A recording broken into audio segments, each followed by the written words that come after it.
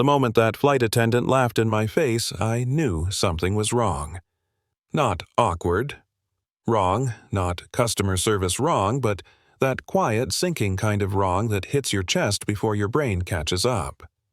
She looked at me like I didn't belong there, like I was a problem she wished would disappear. And in that second, I realized this wasn't just about food, or seats, or airline rules. It was about how easy it is for people to decide your worth when they think you're powerless. Yeah, that was the moment everything started. Let me tell you how I ended up on that plane in the first place, because this story didn't start in the air.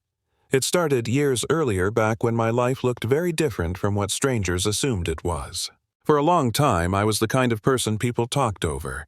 Not loudly ignored, just subtly dismissed. You know what I mean? The smile that doesn't reach the eyes, the tone that says sure, okay, without actually listening. I grew up watching my mom fight those looks every single day. She was brilliant, disciplined, and calm in a way that only comes from surviving things you don't talk about out loud.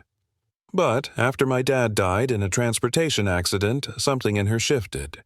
Grief didn't break her, but it slowed her down, and the world took that as permission to underestimate her. The accident took more than my dad. It damaged my mom's vision little by little until light itself became unreliable. Doctors said surgery could help, but grief makes decisions heavy.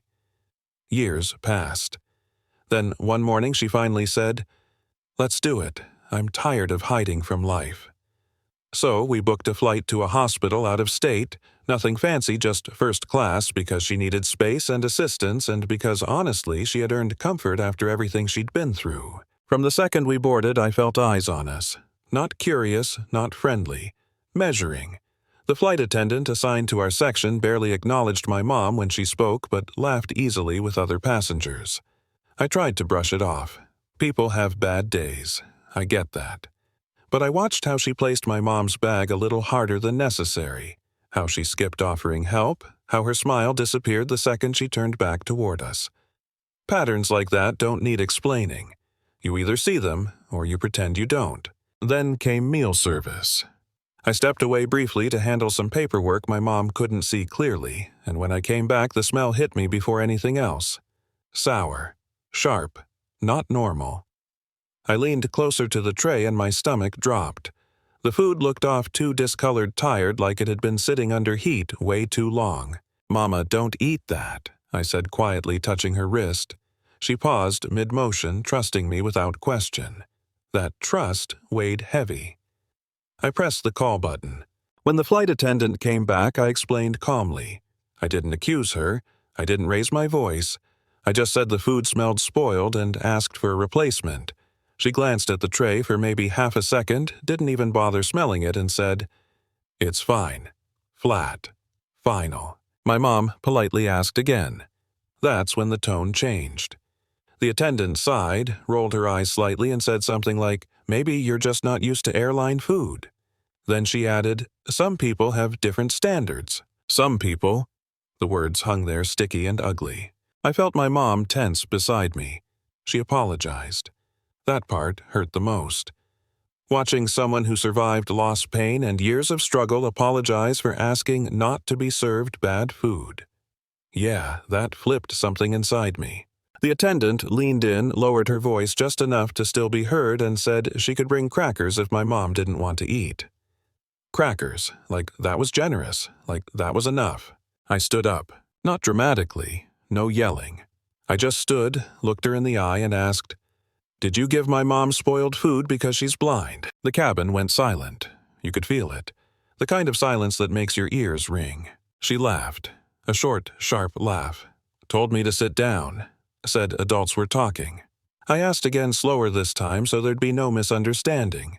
She flushed red and snapped back, "That's what people like you eat anyway." There it was. No mask, no excuses. Phones came out instantly. People gasped.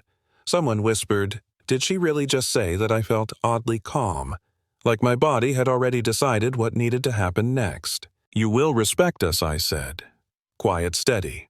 "Or this ends badly for you." She smirked. "Or else what?" "You're done," I said. "You just don't know it yet." She laughed harder, mocking, telling me this wasn't a movie and I couldn't do anything. I pulled out my phone and started typing. A few rows away, a man I hadn't noticed before stopped pretending to nap. He was listening now, really listening. His face changed slowly, like someone putting pieces together they didn't want to see. He stood up, walked toward the galley, and made a call. Things moved fast after that, too fast for her to keep up. Within minutes, another staff member approached, asked the attendant to step away, and escorted her out of our section. Fresh food arrived, personally checked. Apologies followed. Real ones. The kind that don't ask you to forgive, just acknowledge harm. Later, the supervisor came to us directly. His hands were shaking. He knew exactly who my mom was, what she owned, what partnerships were at risk, but he didn't lead with that. He led with, "I'm sorry this happened.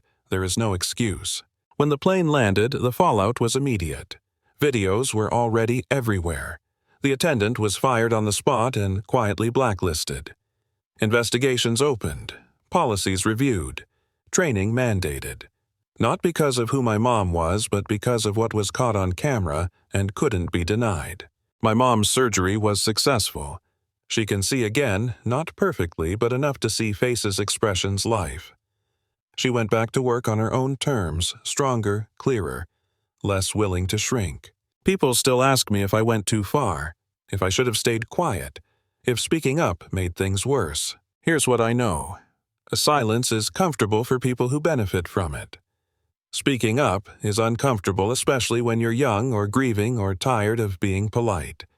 But discomfort is where change starts. So I want to know what you think.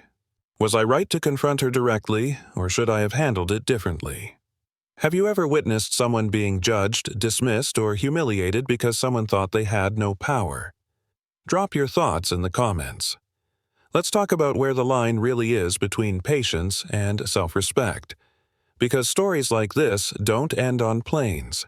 They happen every day, everywhere, and how we respond is what decides whether they repeat or finally stop.